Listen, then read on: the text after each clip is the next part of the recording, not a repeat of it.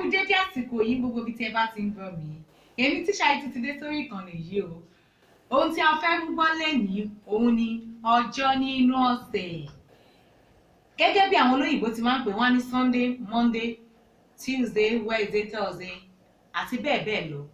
Kí wá ló fà á tí wọ́n fi ń pe àwọn ọjọ́ wọ̀nyí ní orúkọ tí wọ́n ń pè wọ́n? Orúkọ yẹn gangan la fẹ́ yẹ̀wò lẹ́yìn.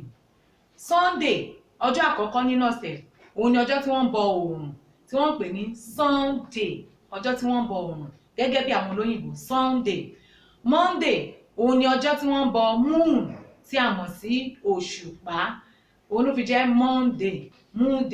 Ọjọ́ Tuesday ni wọ́n ń bọ òrìṣà Tui tí ó jẹ́ ọlọ́run ogun wọn. Ọjọ́ Wednesday ni wọ́n ń bọ Wudin tí ó jẹ́ òrìṣà tó lágbára jù. Thursday, òun la mọ̀ sí òrìṣà ọjọ́ tí wọ́n ń bọ òrìṣà àrá tó ń jẹ́ pé ní thunder. Ọjọ́ Thursday ni wọ́n máa ń bọ òrìṣà náà. Ọjọ́ Friday ni wọ́n ń bọ òrìṣà Figa. Òrìṣà yìí òun ni ìyàwó Wudin. Òyí máa ń jẹ́ ó wá jẹ́ ọjọ́ tí wọ́n fi ń ṣe àyájọ́ ọjọ́ ìfẹ́ àti ẹwà, ìyẹn ọjọ́ Friday. Òrìṣà tí wọ́n bọ ni òrìṣà Figa.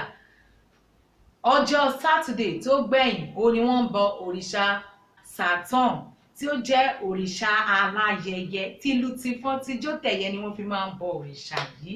Gẹ́gẹ́ bí ẹ̀dẹ̀ ti mọ̀ pé kò sí ohun téèyàn fẹ́ ṣe ní ilẹ̀ Yorùbá káàkiri gan, ọjọ́ Saturday ni wọ́n máa ń fi sí.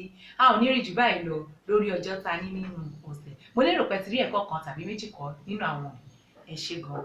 Ẹ má ṣe gbàgbé láti ṣe alábàápín ìkànnì káàkiri. Tèmi ní tí ń tòótọ́ Ọmọdọ́lápọ̀ aya Ọlárẹ̀wájú Adérójú. Ó dìgbà.